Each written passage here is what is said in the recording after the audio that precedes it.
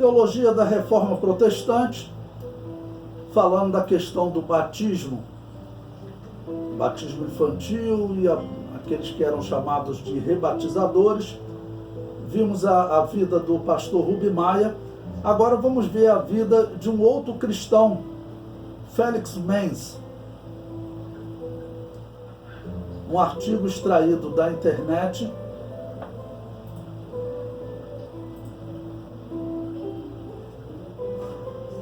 Com o título A Reforma Devora Seus Filhos.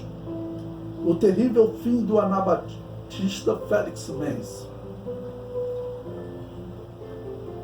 O comentário diz: cidadãs e cidadãos da cidade de Zurique apinham-se dos dois lados do rio Limmat para acompanhar a macabra cena que se passa no meio do rio. Felix Menz tem as mãos e os pés amarrados. Está agachado sobre a plataforma de uma cabana de pescadores e canta a plenos pulmões o salmo: nas suas mãos, Senhor, entrego a minha alma. De cima de uma canoa, um religioso faz um sermão eloquente, enquanto um carrasco puxa com toda a força a corda que acaba de amarrar no pescoço do homem condenado à morte. Gritos desesperados ecoam sobre as águas. Trata-se da mãe de mães, que da margem do rio encoraja-o para permanecer firme na fé. Ninguém contava com esse terrível fim. Originalmente, Felix Menz era um homem de confiança de Ulrich Zwinglio e trabalhava com ele na nova tradução da Bíblia. Mas em breve as divergências começariam a aparecer. Menz e seus amigos acusaram Zwinglio de retardar a reforma e de fazer acordos com as autoridades, porque Zwinglio também ele vai entrar por esse caminho político da Igreja Católica. Eles eram jovens e radicais, mas na verdade não faziam nada além do que o próprio Zwinglio pregava.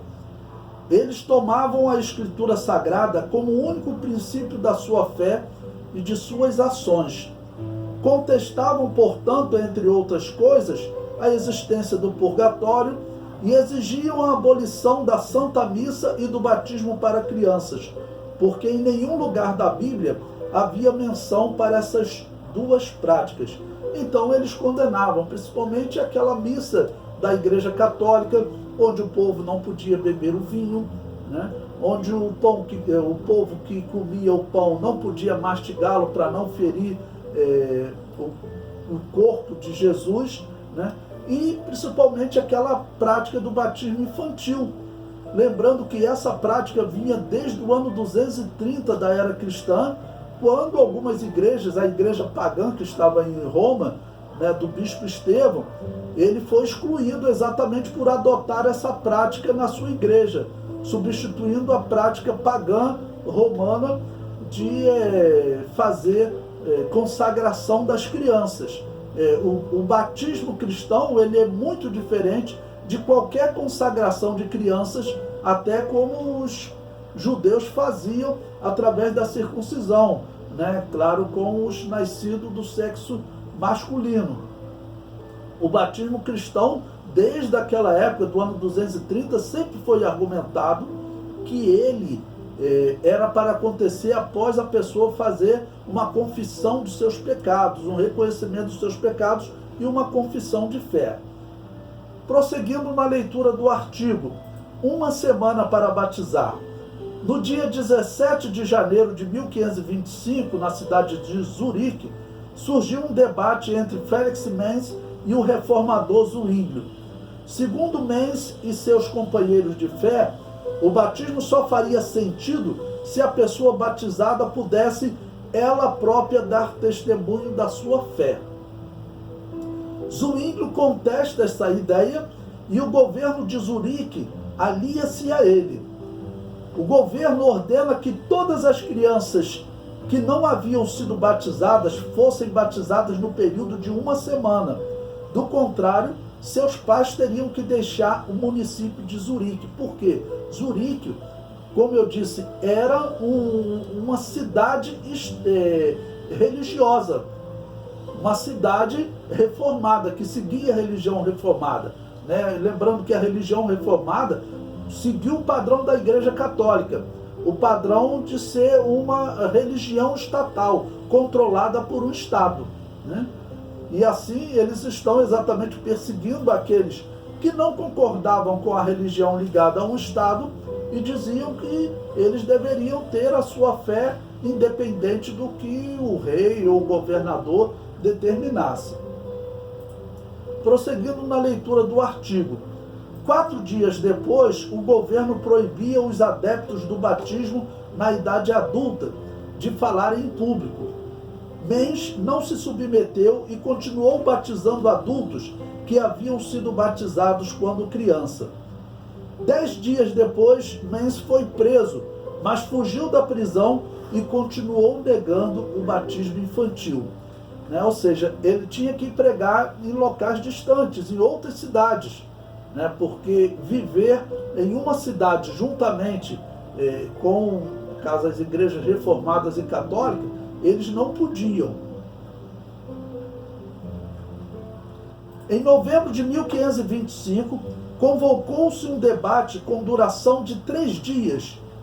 Como Mans não concordou com Zwinglio, não concordou com os argumentos de Zwinglio, foi jogado em uma masmorra junto com seus irmãos e depois de um inverno passado a pão e água, em março de 526, o tribunal condenou-o à prisão perpétua.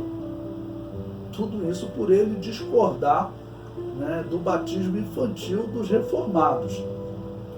Quase concomitantemente, o governo aprovou uma lei que ameaçava os anabatistas reincidentes com a pena de morte. É interessante, se você pesquisar na internet, você encontra as igrejas reformadas criticando os católicos, criticando principalmente por eles perseguirem os reformados. Aquelas cidades onde havia um governo estatal católico, né, ele perseguia os reformados. Junto com os reformados, eles perseguiam os anabatistas também, porque os anabatistas foram considerados reformados, mas os anabatistas não eram reformados. A fé anabatista, ela existia cerca de 300 anos antes. Nós temos informação que os próprios católicos fizeram, que eles perseguiram um grupo de anabatistas, e esse grupo de anabatistas, os católicos não conseguiram exterminá-los.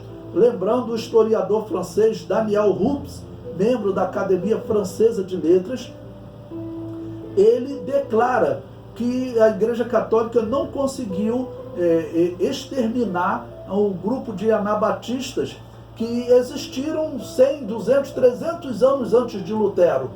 E ele confirma que esses anabatistas, depois da reforma, eles acabaram se juntando aos reformadores. Mas eles não eram reformadores, eles não faziam parte daquele grupo que queria reformar a Igreja Católica, tá bom? E é desse grupo de anabatistas, de cristãos verdadeiros, que a Assembleia de Deus diz hoje, como outras igrejas evangélicas também dizem, aquelas que não são reformadas, né, como Batista e outras, dizem que eles pertenciam. Não saíram da Igreja Católica, não saíram da Babilônia Apocalíptica. Até porque, como nós já vimos em tópicos anteriores, as igrejas reformadas, elas não existem mais. Tecnicamente, elas não existem mais, porque elas já assinaram um documento com a Igreja Católica em 2017, reconhecendo a Igreja Católica como Igreja Mãe. Olha só, reconhecendo a Babilônia Apocalíptica como Igreja Mãe e iniciando um processo de retorno à Babilônia Apocalíptica. Ou seja, as igrejas reformadas, elas não existem mais.